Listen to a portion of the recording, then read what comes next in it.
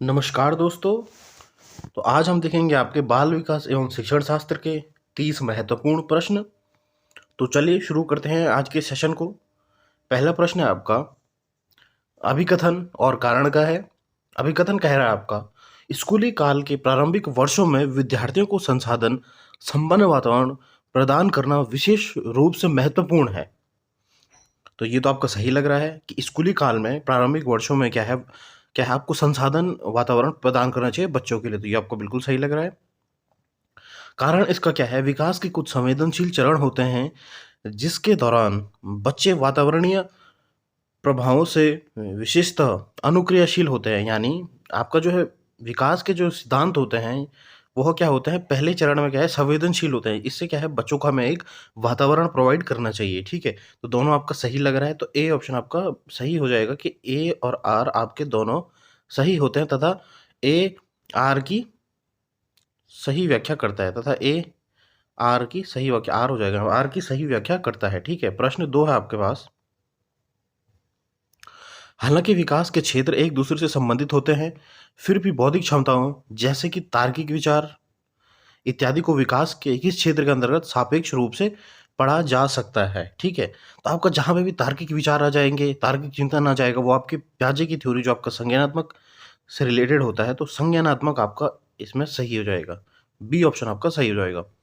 फिर आपका प्रारंभिक बाल्यावस्था के दौरान निम्न में से कौन सी संस्था बच्चों के समाजीकरण, आपको पता है समाजीकरण जो आपको वाईओसी कहते हैं, कि प्राथमिक संस्था की भूमिका निभाती है। प्राथमिक संस्था मैंने आपको बताया, प्राथमिक प्राथमिक संस्था जो होती है वह केवल और केवल आपका परिवार होती है। ठीक है, जो आपकी द्वितीय संस्था होती है वो आपकी जो सामाजिक मीडिया होता है, जो आपका कोई भी उसके अन्य परिवार के अलावा वो आपका क्या हो जाएगा, द्वितीय हो जाएगा। लेकिन परिवार जो होता है वह आपका प्रारंभिक संस्था होती है बच्चे के समाजीकरण के लिए। तो बी ऑप्शन आपका बिल्कुल सही हो जाएगा, परिवार। फिर आपका चौथा प्रश्न है, जीन प्याजे के संज्ञानात्मक विकास के सिद्धांत के अनुसार किस चरण पर बच्चे दूसरों का अनुसरण नकल कर देते हैं। ठीक है, आपका जो है नकल कब स्टार्ट करते हैं बच्चे, आपकी जो है ये आपकी जो है संवेदीगामक अवस्था जो आपकी पहली अवस्था होती है। फिर उसके बाद होता है पूर्व संज्ञानात्मक, फिर उसके बाद होता है मूर्त संज्ञानात्मक। ठीक है, नहीं यहाँ पे जो है आपका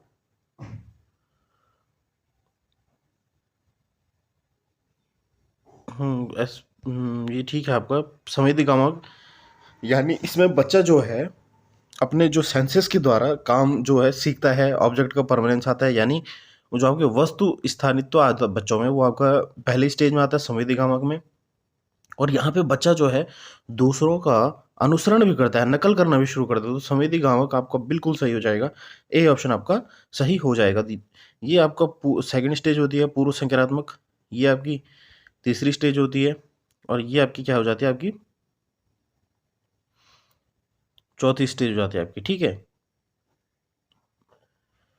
संवेदीगामक, फिर उसके बाद पूर्व संज्ञानात्मक, उसके बाद मूर्त संज्ञानात्मक, उसके बाद औपचारिक संज्ञानात्मक अवस्था। ठीक है, ये आपकी जो प्याजे की जो सिद्धांत होते हैं उनकी 4 आपकी चरण होते हैं। ठीक है, तो अब नेक्स्ट देख लेते हैं हम। प्याजे पे आपको एक क्वेश्चन आपके पेपर में मिलेगा ही मिलेगा। ठीक है, पांचवा प्रश्न आपका, जीन प्याजे के संज्ञानात्मक विकास सिद्धांत के अनुसार किस चरण पर बच्चे घटनाओं को भूतकाल, वर्तमान को भविष्यकाल के सही क्रम में याद रखना शुरू कर देते हैं। आपकी कौन सी अवस्था होती है, संवेदीगामक नहीं, क्योंकि आपकी क्या होती है जन्म से लेकर 2 वर्ष तक होती है। ठीक है, उसका पूर्व संक्रात्मक आपका जो होता है 3 से 7 वर्ष तक होता है, ये आपकी 7 से 11 होती है मूर्त। और औपचारिक संक्रात्मक आपकी 11 से ऊपर होती है। तो यहाँ पे आपको पूछे घटनाओं को भूतकाल, वर्तमान को भविष्यकाल के सही क्रम में याद करना शुरू कर देते हैं। यानी उन्हें क्या है, भूतकाल, भविष्यकाल और वर्तमान काल में आपको पता लग जाता है। तो ये अवस्था होती है, आपको याद रखना है, मूर्त संज्ञानात्मक अवस्था। ये आपका जो है बहुत इंपॉर्टेंट प्रश्न है, ये पहला पूछा नहीं गया है, ये आपको 2023 में पूछा गया है।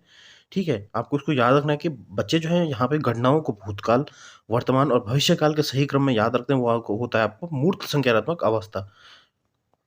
फिर आपका है कोलबर्ग पे आपका क्वेश्चन आ गया। ठीक है, कोलबर्ग पे जो है, लॉरेंस कोलबर्ग के अनुसार व्यक्ति किस स्तर पर अपने और दूसरे के व्यवहार को जरूरत और इच्छाओं के संदर्भ में जांचते हैं। यानी आपका जो है अपने और दूसरे के व्यवहार को ज़रूरत और इच्छाओं के संदर्भ में आपका जो है नापते हैं। तो अनुपालन और दंड अभिविन्यास आपके पता है आपको, जो कोलबर्ग ने उन्होंने 6 आपके स्तर दिए हैं, ठीक है। तो अनुपालन और अभिविन्यास गलत हो जाएगा। अच्छा लड़का अच्छा लड़की ये नहीं होगा। कानून एवं व्यवस्था, कानून की बात नहीं कर रहा है इसमें, इसमें जो है नैमित्तिक सापेक्षिक अभिविन्यास हो गई, ठीक है। तो ये आपका डी इसमें सही हो जाएगा। फिर से आपका वाइगोस्की पे क्वेश्चन आ गया। लेव वाइगोस्की ने संज्ञानात्मक विकास की प्रक्रिया में, ये आपका हो जाएगा, यहाँ पर डैश हो जाएगा, यहाँ पर डैश और डैश की महत्व पर बल दिया है, ठीक है। यहाँ पे डैश हो जाएगा, ये आप ये सही कर दीजिएगा। लेव वाइगोस्की ने संज्ञानात्मक विकास की प्रक्रिया में डैश और डैश की महत्व पर बल दिया है, ठीक है। तो किस पर बल दिया है? सांस्कृतिक उपकरण और दंड, जहाँ पे भी दंड आ जाएगा गलत हो जाएगा। मनोवैज्ञानिक उपकरण और पुरस्कारों भी गलत हो जाएगा आपका। सामाजिक पारस्परिकता और चर्चाओं, तो ये आपका सही लग रहा है। और जैविक परिपक्वता नहीं, ये भी गलत हो जाएगा आपका, क्योंकि जहाँ पे भी समाज आ जाएगा वहाँ पे आपका ऑप्शन, आपको आंख बंद करके, जहाँ पे भी समाज आ जाएगा वहाँ पे आपको आंख बंद करके ऑप्शन जो है, अगर वाइगोस्की के प्रश्न होंगे तो आपको सी ऑप्शन आपका इसमें सही हो जाएगा। आपको क्या है, समाज देखना है तो वो आंसर आपका सही हो जाएगा अगर वाइगोस्की के प्रश्न आते हैं।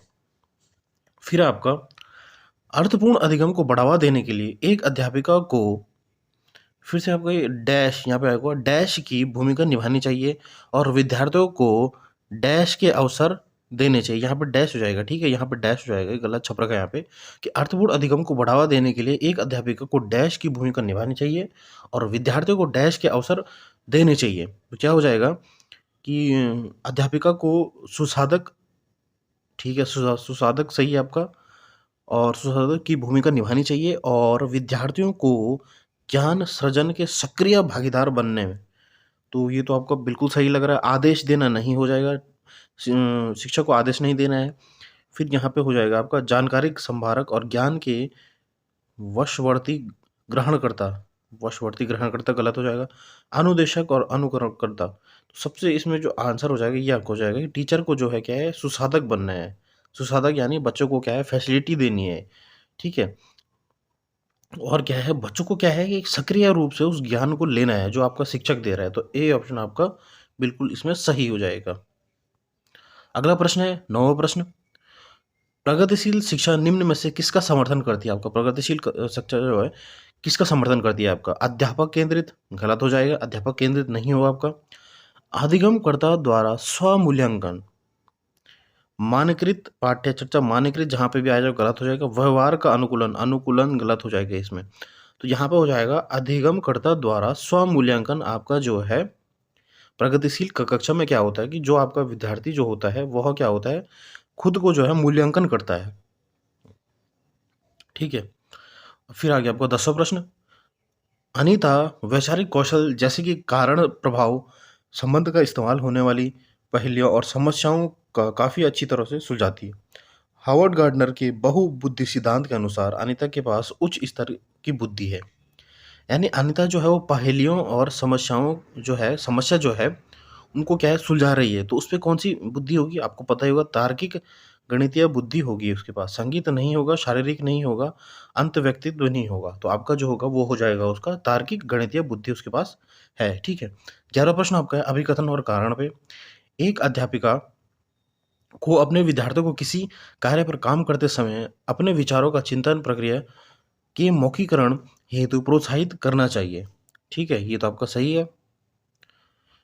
निज वाक विद्यार्थियों के उत्तर श्रेणी के संवेदन कौशल के विकास में बाधक होता है, कि जो आपका निज वाक होता है, जहाँ पे बच्चे जो हैं अपने अंदर जो है, अपने जो उनके विचार आ रहे हैं उनको अपने अंदर, अपने मन के अंदर बोलते हैं कि वो बाधक है, कि उन्हें नहीं करना चाहिए उस विचार के बारे में। तो ये तो गलत हो जाएगा।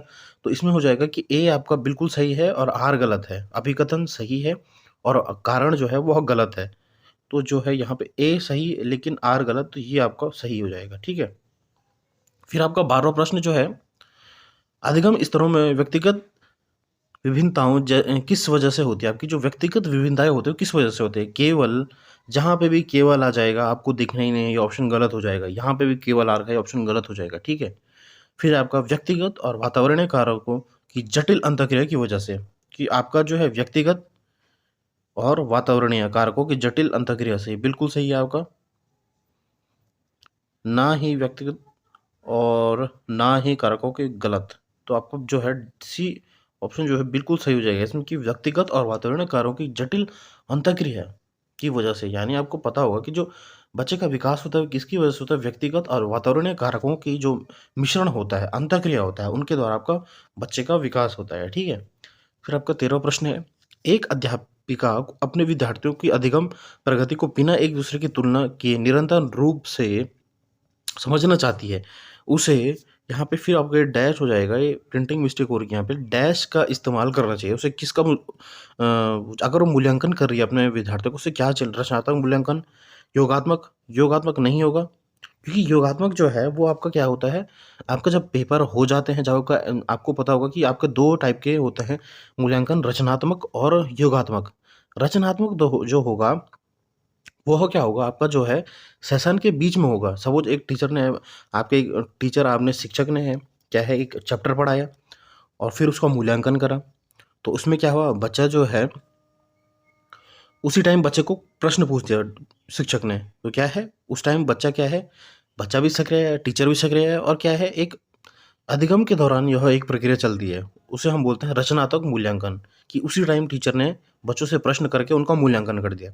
और योगात्मक मूल्यांकन क्या होता है, जहाँ पे कि आपके जैसा आपको तो पता होगा कि जो आपके एनुअल एग्जाम होते हैं यानी लास्ट में, जिसमें कि बच्चों में कोई उनकी जो है कहाँ पे वो रुक रहे हैं वो संभव नहीं है, यानी क्योंकि उनका रिजल्ट तो आ जाता है, उसके बाद कोई उसमें वो नहीं होती है कि उससे हम इम्प्रूव कर सकें। तो ये होता है आपका योगात्मक मूल्यांकन, जो कि आपका लास्ट में होता है, और रचनात्मक मूल्यांकन आपका अधिगम के दौरान ही आपका चलता रहता है। तो यहाँ पे पूछोगे कि एक अध्यापिका अपने विद्यार्थियों की अधिगम प्रगति को बिना एक दूसरे की तुलना के निरंतर रूप से समझाना चाहती है, तो उसे इस्तेमाल करना चाहिए आपका रचनात्मक मूल्यांकन। ठीक है, उसे रचनात्मक मूल्यांकन करेगी, ये नहीं होंगे आपके। फिर आपका 14 प्रश्न, आपका सभी विद्यार्थी में अपनेपन संबंधता की भावना विकसित करने के लिए एक अध्यापिका को क्या करना चाहिए आपका, कि एक ऐसे उदाहरण देने चाहिए जो रूढ़िवादिता को सक्रिय करें, गलत, बिल्कुल गलत हो जाएगा। केवल, जहाँ पे भी केवल आ जाएगा बिल्कुल गलत हो जाएगा।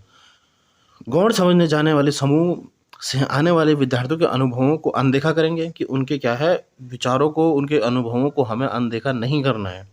विविधता और व्यक्तिगत विभिन्नताओं के प्रति समान पैदा कर रहा है, ये बिल्कुल सही है आपका, सम्मान पैदा करना। ठीक है, कि व्यक्तिगत और जो आपकी विविधता है उनके बीच में क्या है, उनके प्रति सम्मान पैदा करना, उनको क्या है नकारना नहीं है हमें।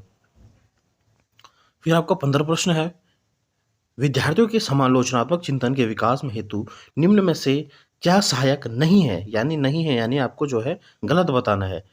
विचारों की अनियमितता, ये बिल्कुल आपका ये गलत ही लग रहा है मेरे को, तो यही ऑप्शन आपका सही हो जाएगा। ठीक है, विचारों की अनियमितता नहीं होनी चाहिए, तो ए ऑप्शन आपका सही हो जाएगा, क्योंकि हमें क्या है गलत बताना है, जहाँ पे भी आपको नहीं आ जाएगा यानी उसका मतलब आपको जो है गलत बताना है, और वही आपका क्या है सही आंसर हो जाएगा। ठीक है, जहाँ पे भी नहीं आएगा वहाँ पे आपको गलत बताना है।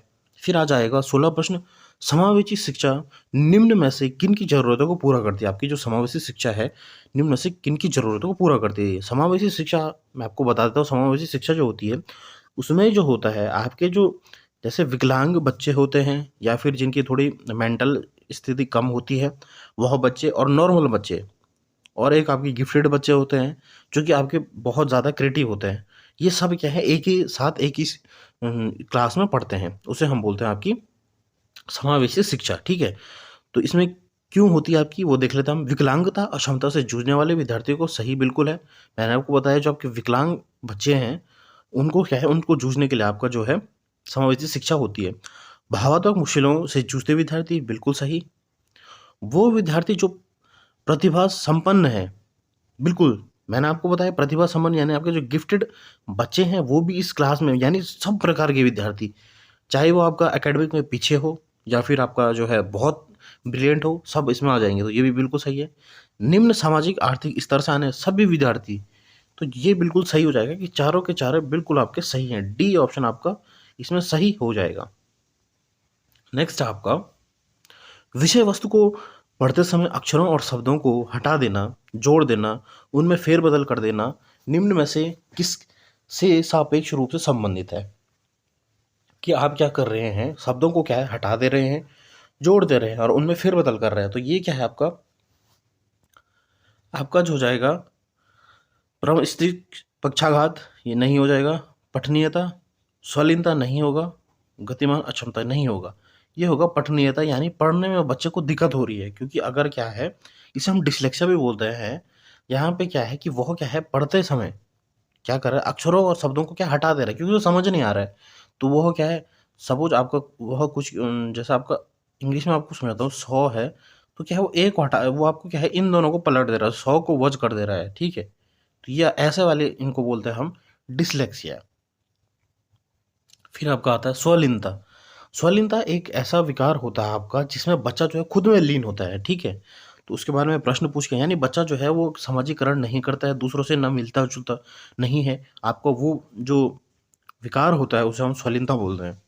स्वलीनता सापेक्ष और नकारात्मक रूप से निम्न में से किसे प्रभावित करती है।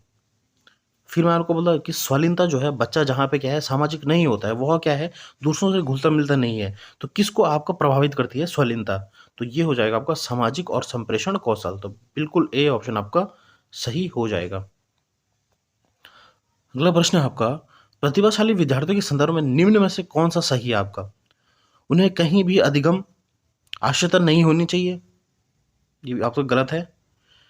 उन्हें मानसिक क्रियाओं और उत्कीर्णता की कमी होनी चाहिए, ये बिल्कुल गलत है। उनमें जिज्ञासा की भावना बहुत क्षीण होती है, नहीं। जो आपका प्रतिभाशाली विद्यार्थी है उनमें जो है जिज्ञासा की भावना बहुत ज़्यादा होती है, क्षीण नहीं होती है। वो अभिव्यक्ति के प्रभाव में में प्रभाव और विवर्धन दर्शाते हैं, कि वह अभिव्यक्ति में प्रभाव और विवर्धन दर्शाते हैं। ये बिल्कुल सही हो जाएगा, आपका डी ऑप्शन इसमें आपका सही हो जाएगा। नेक्स्ट है आपका 20वां प्रश्न आपका जो है, श्रवण बाधिता से जूझते विद्यार्थियों के सफल समावेश में निम्न में से कौन सी पद्धति सहायक होगी। यानी आपका जो है जिन बच्चों को क्या है आपका सुनाई कम देता है, चलचित्र और वीडियो को बिना उपशीर्षकों के दिखाना, कि अगर क्या है आप जो है उन्हें वीडियो दिखा रहे हैं बिना शीर्षक के, बिना नीचे से आपका लिखा हुआ जो आता है बिना उपशीर्षक के, तो क्या बच्चा को क्या है सुनाई तो दे नहीं रहा है, तो इसका कोई महत्व नहीं होगा, तो ये गलत हो जाएगा। मौखिक रूप को मूल्यांकन के प्रधान रूप में इस्तेमाल करना, यानी मौखिक रूप कैसे करेगा अगर बच्चे को सुनाई नहीं दे रहा है, तो ये भी गलत हो जाएगा। संप्रेषण के मौखिक रूप को दृश्य रूप से परिणामपूर्ण करना, ये बिल्कुल सही है। फिर आपको जानकारी प्रस्तुत करने के लिए अधिकांश व्याख्यान विधि का प्रयोग। व्याख्यान विधि क्यों करेंगे, बच्चे को सुनाई नहीं दे रहा है, तो सी ऑप्शन आपका सही हो जाएगा कि संप्रेषण के मौखिक रूप को दृश्य रूप में, यानी आपका जो है बोलना, क्योंकि आप मौखिक रूप से बच्चे को सुनाई तो नहीं दे रहा है, तो आप क्या उसे दृश्य रूप से, यानी उसको कुछ हैंड एक्शन करके आप उसको जो है समझाएंगे, तो सी ऑप्शन आपका सही हो जाएगा। 21वां प्रश्न है आपका, बच्चे आपका फिर यहाँ पे गलती हो रही है, डैश से डैश की ओर सीखते हैं, ठीक है। बच्चे कहाँ से कहाँ की ओर सीखते हैं, अमूर्त से मूर्त की ओर नहीं, सांकेतिक चित्रात्मक नहीं, विशिष्ट सामान्य नहीं, आपका सरल से जटिल की ओर, डी ऑप्शन आपका सही हो जाएगा। फिर आपका 22वां प्रश्न आपका, निम्न में से कौन सी अधिगम युक्ति जानकारी के प्रक्रमण में प्रभावशाली नहीं होगी, नहीं यानी आपको गलत ढूंढना है, ठीक है। अब देखिएगा हम अधोरेखांकन और चिन्हांकित करना, ये आपका गलत हो जाएगा। अधिगम युक्ति जानकारी, ठीक है। स्मृति सहायक विधियों का प्रयोग, नहीं, गलत हो जाएगा। स्मृति जो याद रख सके वो नहीं। उदाहरण सृजन करना, कि उदाहरण को सृजन करेंगे, नहीं, ये गलत हो जाएगा आपका। निष्क्रिय अनुवाचन करना,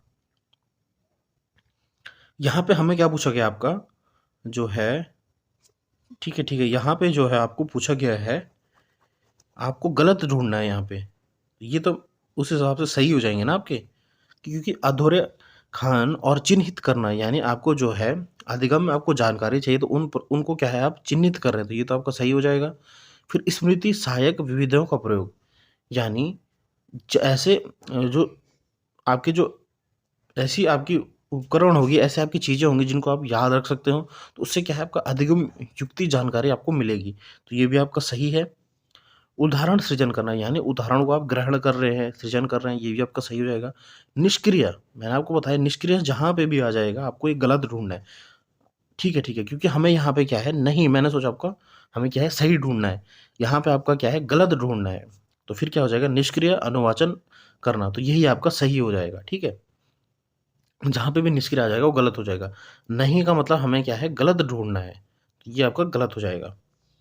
फिर आपका अभिकथन और कारण के प्रश्न क्या आपके बहुत पूछे जा रहे हैं अब। किसी संपत्ति को पढ़ाने समय एक अध्यापक को उदाहरण और गैर उदाहरण दोनों पर ही चर्चा करनी चाहिए कि उदाहरण और गैर उदाहरण दोनों देने चाहिए, बिल्कुल सही है आपका। गैर उदाहरण विद्यार्थियों को भ्रमित कर देते हैं और किसी संपत्ति को पढ़ने के लिए अप्रासंगिक होते हैं, यानी आपके जो गैर उदाहरण होते हैं वो भ्रमित कर देते हैं बच्चों को। ये बिल्कुल गलत है कि आपको गैर उदाहरण तो देने चाहिए, क्योंकि इसमें क्या है अभिकथन कह रहा है कि एक शिक्षक को आपका बच्चों को उदाहरण भी देने चाहिए और गैर उदाहरण भी देने चाहिए, बिल्कुल सही है। कारण उसका ये है कि गैर उदाहरण जो है विद्यार्थियों को भ्रमित करते हैं, बिल्कुल गलत है। तो ए सही है लेकिन आर गलत है, सी ऑप्शन आपका इसमें सही हो जाएगा। नेक्स्ट आपका 24वां प्रश्न है, राधिका अपने विद्यार्थियों को किसी परिस्थिति को विविध रूप से प्रस्तुत करने, समझने, मूल्यांकन करने और प्रतिबिंबित करने के लिए प्रोत्साहित करती है। ऐसा करके वो अपने विद्यार्थियों में आपका जो हो जाएगा डैश चिंतन, यहाँ पे हो जाएगा डैश चिंतन के विकास को सुशासित कर रही है। ठीक है, कौन सा चिंतन कर रही है वो कि जैसे कि आपका समझने, मूल्यांकन करने और प्रतिबिंब करने में प्रोत्साहित कर रही है अपने। तो अभिसारी हो जाए, अभिसारी तो नहीं, जहाँ पे भी अभिसारी हो जाएगा गलत हो जाएगा।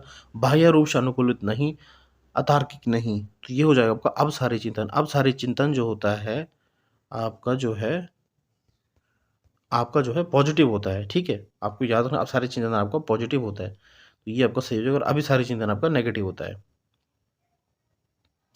नेक्स्ट है आपका अपने विद्यार्थियों में अग्रिम श्रेणी की समस्या समाधान कौशलों के विकास हेतु एक अध्यापक को उन्हें इस्तेमाल हेतु प्रोत्साहित करने चाहिए। उन्हें यहाँ पे फिर से डैश हो जाएगा, सॉरी स्टूडेंट यहाँ पे मिस्टेक हो रही है ना, तो यहाँ पे थोड़ा आपके जो डैश है वो गायब हो रखे हैं आपके। क्या है आपका कि अपने विद्यार्थियों में अग्रिम श्रेणी के समस्या समाधान कौशलों के विकास हेतु एक अध्यापक को उन्हें डैश इस्तेमाल हेतु प्रोत्साहित करना चाहिए, ठीक है? समस्या समाधान के लिए आपको क्या प्रैक्टिस सेट गलत होता है। परीक्षण त्रुटि विधि ये भी गलत होगा। अनुरूपक चिंतन नहीं, अनुरूपक चिंतन आपका सही हो जाएगा, अनुरूपक चिंतन आपको करना है। कंठस्थ जहाँ पे कंठस्थ आ जाएगा वो गलत हो जाएगा, तो सी ऑप्शन आपका इसमें आपका सी ऑप्शन आपका सही हो जाएगा, ठीक है? तो ये आपको ऑप्शन सी इसमें सही हो जाएगा। अगला प्रश्न आपका 26वां प्रश्न, अपने स्वयं की चिंतन प्रक्रिया और निरीक्षण करने, प्रलंबित करने और तदनुसार रूपांतर करने की क्षमता को डैश कहा जाता है। फिर आपका यहाँ पे डैश हो जाएगा, डैश कहा जाता है, ठीक है? कंठस्थीकरण मैंने वो गलत बोला। आपका कंठस्थीकरण जो है जहाँ पे पाया गलत हो जाएगा। विस्मरण करना गलत। चयनात्मक ध्यान गलत हो जाएगा। परासंज्ञान आपका सही हो जाएगा, डी ऑप्शन आपका सही हो जाएगा। फिर आपका 27वां प्रश्न आपका जानकारी प्रक्रमण कौशल जैसे कि अनुस्मरण डैश क्या होता है, मतलब व्यक्तियों की भावनात्मक स्थिति में संबंधित नहीं है, नहीं होता है, ये तो आपका गलत हो जाएगा। भावनाओं से महत्वपूर्ण रूप से प्रभावित होते हैं, जो आपकी जानकारी प्रकरणों कौशल होते हैं, तो भावनाओं से महत्वपूर्ण आपका ये सही है, बिल्कुल सही है। आपको दूसरा ऑप्शन दिख रहा ही नहीं है, भावनाओं से महत्वपूर्ण होते हैं, तो बी ऑप्शन आपका बिल्कुल सही हो जाएगा। फिर आपका डैश के लिए सीखना बाह्य अभिप्रेरणा का उदाहरण है। बाह्य यानी आपका जो है बाहर से आप मोटिवेशन कर रहे हैं किसी बच्चे को, तो क्या है बाह्य अभिप्रेरणा बोलते हैं उसमें। किसका उदाहरण है आपका जानने की उत्सुकता की पूर्ति, तो ये तो क्या हो गया आंतरिक जो आपकी अभिप्रेरणा होती है ये वो हो जाएगा, गलत हो जाएगा। संप्रेरक को समझना ये भी आपका अंदर से होता है। आपका दोस्तों के बीच लोकप्रियता पाने के लिए, यानी आपका दोस्तों के बीच लोकप्रियता पाने के लिए आप क्या है आपको क्या है बाह्य अभिप्रेरणा मिल रही है, ठीक है? तो ये आपका सही हो जाएगा, इसमें सी ऑप्शन आपका सही हो जाएगा। 29वां प्रश्न है आपका अधिगम सबसे अधिक प्रभावशाली और अर्थपूर्ण होता है अगर, यहाँ पे हो जाएगा अगर, कि जो है आपका जो है कि अधिगम सबसे अधिक प्रभावशाली और अर्थपूर्ण कब होता है आपका, ये पूछा गया है। विषय वस्तु विद्यार्थियों के सामाजिक परिवेश से संबंध हो, कि आपका जो विषय वस्तु है और विद्यार्थियों के बीच में आपका संबंध हो, तब आपका अधिगम सबसे अधिक होगा, ये आपका सही लग रहा है। शिक्षण साथ मुख्यतः अध्यापक केंद्रित जो होता नहीं होगा, बाल केंद्रित होगा। अधिगम लक्ष्य प्रदर्शन अभिमुखी हो, गलत, बिल्कुल गलत हो जाएगा कि केवल और केवल लक्ष्य के लिए आप बच्चों को पढ़ा रहे हैं, गलत हो जाएगा। विद्यार्थियों को ज्ञान सृजन के अवसर ना दिए जाएँ, विद्यार्थियों के अवसर ना दिए जाएँ, बिल्कुल गलत। तो ए ऑप्शन आपका सही हो जाएगा कि विषय वस्तु के सामाजिक और विषय वस्तु विद्यार्थियों के सामाजिक परिवेश में संबंध होने चाहिए, ठीक है? ए ऑप्शन आपका सही हो जाएगा। अब है आपका अंतिम प्रश्न, निम्न में से कौन-सा कारक अधिगम को सुसाधित करता है? अधिगम सुसाधित कौन-सा आपका जो है कारक करता है? योग्यता का वार्षिक मत, तो योग्यता का वार्षिक मत आपका सही लग रहा है। आसपास का वीक्षण, ये गलत हो जाएगा आपका। भाषा की अनभिज्ञता, बिल्कुल गलत। तंत्रिका संबंधित न्यूनता, गलत हो जाएगा। आपका जो है योग्यता का वार्षिक मत, ए ऑप्शन आपका बिल्कुल सही हो जाएगा इसमें। तो बच्चों, आज हमने देखे आपके जो बाल विकास एवं शिक्षण शास्त्र है उसके 30 महत्वपूर्ण प्रश्न। तो आपको एक रिक्वेस्ट है कि अगर आपको ये सेशन पसंद आ रहे हैं, आप प्लीज़ चैनल को आप सब्सक्राइब करें। आप जो है व्यूज़ तो आ रहे हैं, लेकिन आप क्या है चैनल को सब्सक्राइब नहीं कर रहे हैं। तो अगर आपको ये पसंद आ रहे हैं वीडियो, आपको जो है इस सेशन से आपको कुछ आपकी हेल्प हो रही है आपके पेपर के लिए, तो प्लीज़ आप इस चैनल को सब्सक्राइब करें। ऐसे ही कंटेंट आपको मिलता रहेगा। और प्लीज़ आप कमेंट में बताइए कि आपको कौन से सब्जेक्ट के जो है एमसीक्यू चाहिए। और अगर आपको जो है ये सीडीबी पढ़नी है, बाल विकास पढ़ना है, तो मैंने क्या है आपको जो है आपकी प्लेलिस्ट बना रखी है, उसमें आप देख सकते हैं। तो सब्सक्राइब करें चैनल को। Thank you.